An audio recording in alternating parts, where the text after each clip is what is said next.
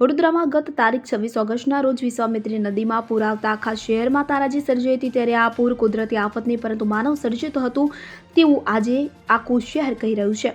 આ પૂરની પરિસ્થિતિ બાદ સત્તાધીશો સામે લોકોનો રોષ ફાટી નીકળ્યો છે। હવે તો તંત્રના અધિકારીઓ અને ભાજપ નેતાઓને લોકોની વચ્ચે જવું પડે પણ મુશ્કેલ બન્યું છે। ત્યારે આ બધાની વચ્ચે હવે ખુદ ભાજપના જ કોર્પોરેટરો મહાનગરપાલિકાના હોદ્દેદારોની પોલ ઉગાડી પાડી રહ્યા છે। અગાઉ મહાનગરપાલિકાની સામાન્ય સભામાં વોર્ડ નંબર 12ના ભાજપ કોર્પોરેટર મનીષ પગારે સ્થાયી સમિતિના ચેરમેન ડોક્ટર શીતલ મિસ્ત્રી પર પોતાનો બળાપો ઠાલવ્યો હતો। ત્યારે આજે વડોદરામાં ભાજપના વધુ એક કોર્પોરેટરે સ્ટેન્ડિંગ કમિટી બેઠકમાં બળાપો ઠાલવ્યો હતો। જાણકારી મુજબ વોર્ડ 2ના ભાજપ કોર્પોરેટર ભાણજી પટેલે સ્ટેન્ડિંગ કમિટી બેઠકમાં બળાપો ઠાલવતા જણાવ્યું હતું કે અમારા વિસ્તારમાં ભૂંખી કાંસ પર દબાણના કારણે પૂર આવ્યું છે। દર 5 વર્ષે લોકોને ફર્નિચર અને ઇલેક્ટ્રિક ઉપકરણો બદલવા પાછળ 2 લાખ ખર્ચવા પડે છે। ત્યારે ભૂંખી કાંસ 12 મીટરથી ઘટીને 4.5 મીટર થઈ ગઈ કે જેથી વરસાદી કાંસ અને વિશ્વામિત્રી નદી પરના દબાણો તોડવામાં આવે। વધુમાં તેમણે આ પૂર માટે તેઓ જવાબદાર હોવાનું સ્વીકારી શહેરીજનોની માફી પણ માંગી। આ સાથે તેમણે સ્ટેન્ડિંગ કમિટી ચેરમેનને પણ જાહેરમાં માફી માંગવા અનુરોધ કર્યો। આજે સ્ટેન્ડિંગમાં ખરેખર જે વિજાપુરા ડેપો જોડે બનેલી વરસાદી કાંસ છે એમાં શું મિસ્ટેક છે અને શું માની રહ્યા છે, તોડવું જોઈએ? સૌથી પહેલાં આજે કમિશનર સાહેબ જોડે મેં રજૂઆત કરી કે આટલા વર્ષોથી પહેલું પૂર 89, 94, 98, 2005, 19 આ જે પૂર આવ્યા એ પૂરની અંદર મેં 24 કલાક કામગીરી કરેલી છે કે પૂર વસ્ત્રની એની સફાઈ સુધીની કામગીરી, એટલે એ પૂરથી હું વાકેફ છું કે કઈ આગળ આ ભૂલો થઈ રહેલી છે। આ જે પૂર આવ્યું એના ઉપરથી મને ખબર પડી કે અત્યારે હાલ જે શિવમ સોસાયટીનો નાળો સમજો તઈ ગાડી 4.5 મીટરની ભૂખી કાંસ છે। તો કમિશનર સાહેબને એવું મેં રજૂઆત કરી કે સાહેબ મને આનું માપ આપો। ભૂખી જઈથી નીકળે છે, નેશનલ હાઈવેથી જે નીકળે છે તઈથી બાજુમાંથી કેટલા મીટરની નીકળે, કેટલા મીટર હોવી જોઈએ। આ નાળું જે તે બનાવ્યું સી ટાઈપની જે ચેનલ ઈંટોની બનાવી હતી એ 2000ની આજુબાજુમાં કંઈ બનાવેલી હતી। સમજી લો કોઈ ખેતર છે, પાણીનો વેળો નદી વેણ બદલે પણ વેળો વેણના બદલે ખેતરની અંદર કોઈ જગ્યાએ વેળો જતો હોય તો મારું એવું જ કહેવું છે કે 4.5 મીટરની જે તે સમય કેમ બનાવી?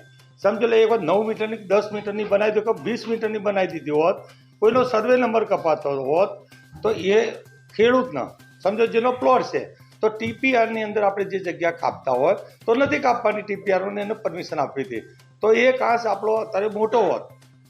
એના લીધે મેં કમિશનર સાહેબને કીધું કે આનો મને એ પહેલાં પેલો ડેટા આપો કે આપણી ભૂખી કાંસ કેટલા મીટરની છે ને એ કેટલા મીટરની છે, એ જે મીટર આવે છે એ પ્રમાણે એનું કટિંગ કરો।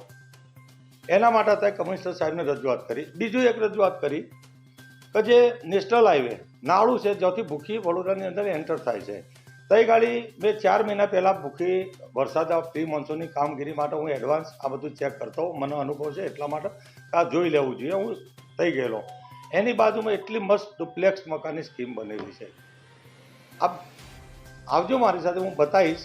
હવે એ સમજી લો એ સ્કીમ બની છે ડુપ્લેક્સની। મેં કીધું કેટલો ભાવ? મને કે 1.5 કરોડનો ભાવ છે। સારું, 1.5 કરોડનો જોઈ લીધો। અમે એ ડુપ્લેક્સ મકાનમાં ઊભા રહીને અમે કાંસ જોયો, આ ભૂખી કાંસ।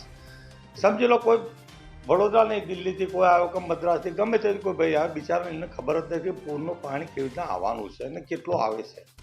એ મકાનવાળા તો હલાવી 1.5 કરોડ તો એના પાણીમાં ગયા, આખી જિંદગી પર હેરાન થવાનો। કમિશનર સાહેબને એ કીધું એના માટે કોઈ પ્રયોજન કરવું જોઈએ કે નદીના કાંસ ઉપર જે સાઈડો બનતી હોય એના માટે પરમિશનની અંદર કંઈ સુધારા વધારા કરવા જોઈએ, પોતો એનું જે પેમ્પલેટ હોય એની અંદર લખવું જોઈએ કે ભાઈ આ ભૂખી કાંસ બાજુમાં કાંસ છે કે વિશ્વામિત્રી નદીનું વેણ છે, કોઈ લેવાવાળો કોઈ કસ્ટમર હોય બિચારા પરસેવાના રૂપિયા હોય તો હેરાન ના થાય, એના માટે મેં એક રજૂઆત કરી। સ્વાભાવિક છે, જે વર્ષોથી સમજી લો ત્યાંથી અત્યારે હાલની તારીખની અંદર જે આપણે કાંસ જોઈ રહ્યા એટલે ભૂખી એ 10થી 12 મીટરથી ચાલ્યો આવે છે। એ આવે છે દ્વારકેશ બંગલો, ત્યાંથી સાણી ગામની અંદર જાય છે, સાણી ગામમાંથી ન્યાસા આવે, ન્યાસા થઈને અમારા સાયફન ઉપર આવે, સાણી જકાતનગર સાયફન સુધી તઈ ગાડી બરાબર જ કાંસ આવી રહેલો છે। આગળ આવ્યો, આગળ આવતા આવતા શિવમ આવે છે, શિવમ આપણો જે એકતાનગરનું નાળું છે તેથી શિવમ આવે છે તઈ ગાડી 4.5 મીટરનો થઈ જાય છે।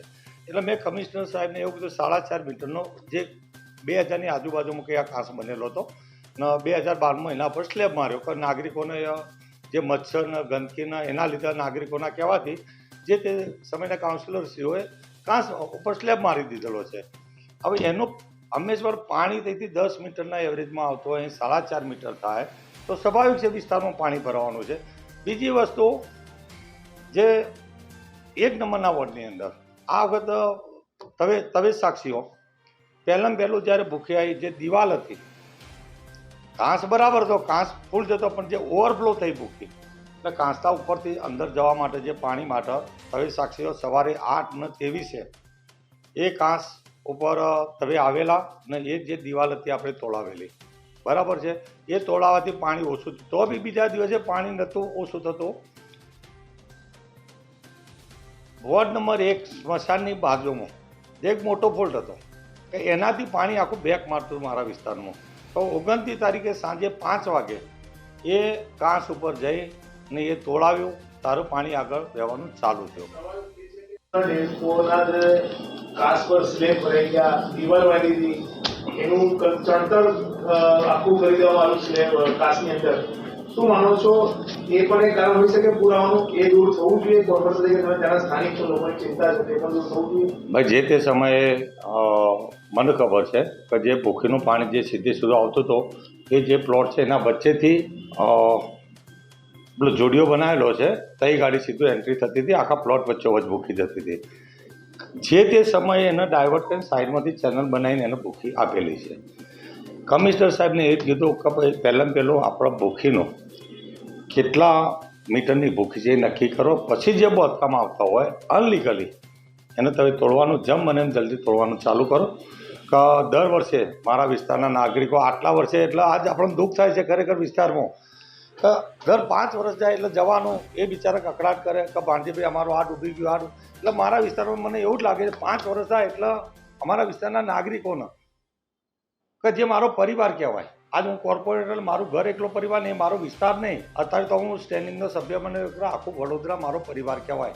આજ મારા પરિવારની અંદર જ્યાં લાખો રૂપિયાનું નુકસાન થાય છે દર વર્ષે કે 5 વર્ષે, તો એને બિચારા 2 લાખ રૂપિયા તૈયાર જ રાખવા, 5 વર્ષ એટલે 2 લાખ રૂપિયા તો એ ફર્નિચર બનાવવા માટે તૈયાર રાખવા પડે છે. એટલા જ હું દુઃખી થઈ. આજ એટલા માટે કમિશનરને આ પહેલાં બી મેં રજૂઆત કરેલી છે કે સાહેબ આજથી મેં 4 કે 5 મહિના પહેલાં બી કીધું સાહેબ આનો તમે જુઓ કે કેટલા મીટરની ભૂખી છે મને તમે આપો.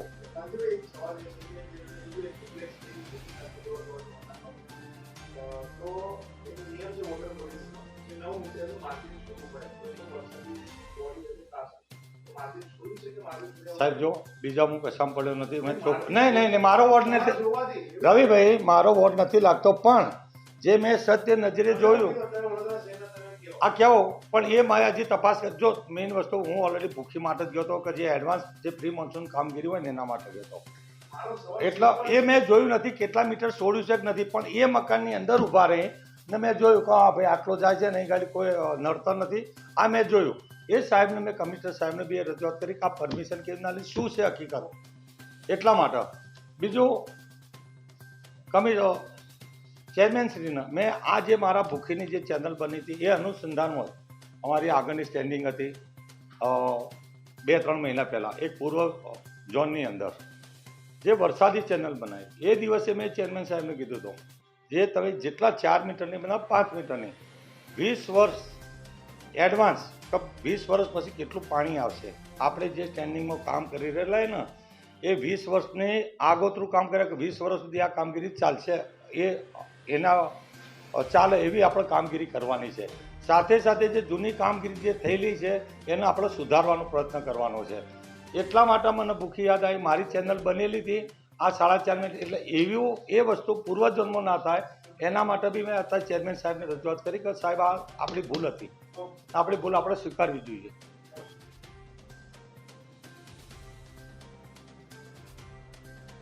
Bureau report CN24 news. હવે જુઓ દેશ દુનિયાની તમામ ખબરો તમારી આંગળીના ટેરવે. ઉઠાવો મોબાઈલ અને Google Play Store પરથી ડાઉનલોડ કરો અમારી CN24 ન્યૂઝ મોબાઈલ એપ.